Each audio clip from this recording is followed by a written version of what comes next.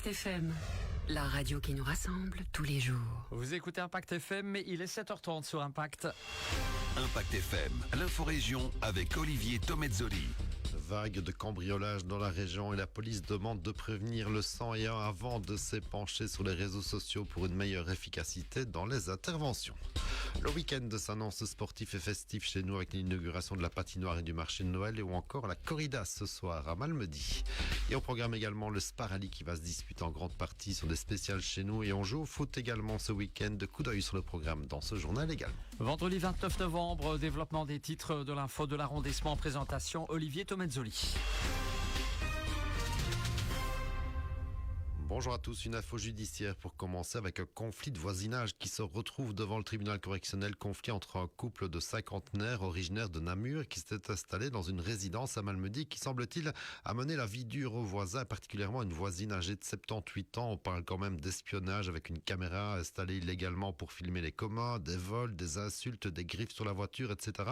Un enfer vécu par la dame seule et les autres voisins apparemment. Et malgré de nombreuses tentatives de conciliation, le dossier fait quand même quelques 900 pages. Le couple se retrouve devant le juge en minimisant et en retournant les critiques envers la dame. On précisera que le couple a finalement vendu son appartement et vit à présent en région verviétoise. Le parquet réclame néanmoins 1 an de prison avec sursis, avec une légère amende, alors que la partie civile réclame, elle, 20 000 € en dommages provisoires. On attend d'une expertise médicale, jugement attendu dans 1 mois. On poursuit avec cet appel de la zone de police Stavelot-Malmedy lancé sur les réseaux sociaux hier. Appel à la vigilance et surtout à prévenir directement le 101 en cas d'agissement suspect plutôt que de s'épancher sur les réseaux sociaux sans avertir les autorités en temps utile comme c'est bien trop souvent le cas. Pourtant, grâce à la vigilance de certains habitants, la police a pu contrôler plusieurs véhicules suspects, identifier plusieurs personnes ces derniers jours, ce qui ne veut pas dire non plus que ce sont tous des candidats cambrioleurs en repérage. Mais un coup de téléphone au service 101 évite aussi de créer la panique parfois inutilement et surtout prévient directement les services de police qui est quand même beaucoup plus efficace. Et tant qu'on parle de police, à noter que c'est le début de la campagne Bob d'hiver, alors que les fêtes de fin d'année approchent, que les fêtes d'entreprise vont se multiplier, sont aussi les contrôles d'alcool qui vont s'intensifier comme chaque année à la même période. Vous voilà une nouvelle fois prévenu, d'autant plus que la zone de police Stavelot-Malmedy a déjà lancé la campagne hier après-midi et le soir avec des contrôles effectués du côté de l'Aglaise, Trois-Ponts, Stavelot et aux abords des sorties d'autoroute à Francorchamps et Malmedy. Bilan sur près de 110 conducteurs contrôlés, 2 roulaient sous influence de stupéfiants. Un conducteur roulait lui sans permis de conduire valable, alors qu'un autre avait la totale, pas de permis, pas d'assurance, pas d'immatriculation, ni évidemment de contrôle technique. Un contrôle de police qui avait aussi pour but de prévenir les cambriolages avec présence policière bien visible.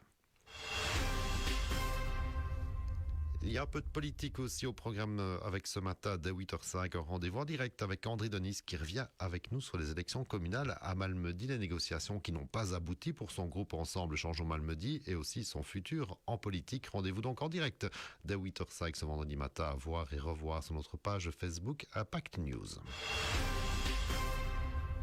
Le week-end s'annonce assez festif et sportif avec tout d'abord ce soir la corrida de Malmedy en plein centre-ville et déjà un grand succès pour cette nouvelle édition avec une affiche sold out, 450 participants inscrits.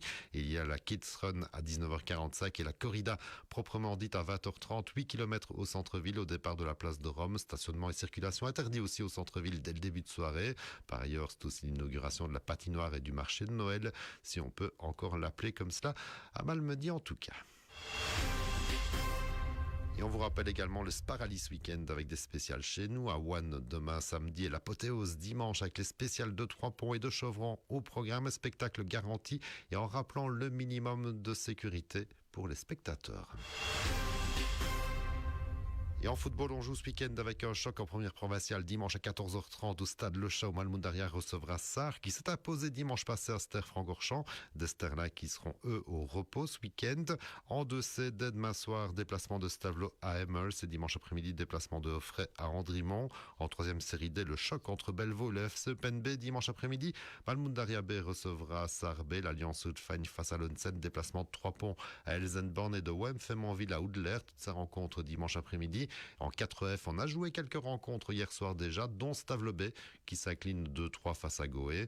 Au programme dimanche après-midi, Ster B se déplacera à Lambermont-Rechat B. Wem-Fémonville B va à Pepas-Ster B. On analysera les résultats dans nos éditions de lundi matin après un week-end que je vous souhaite de passer sous les meilleurs auspices.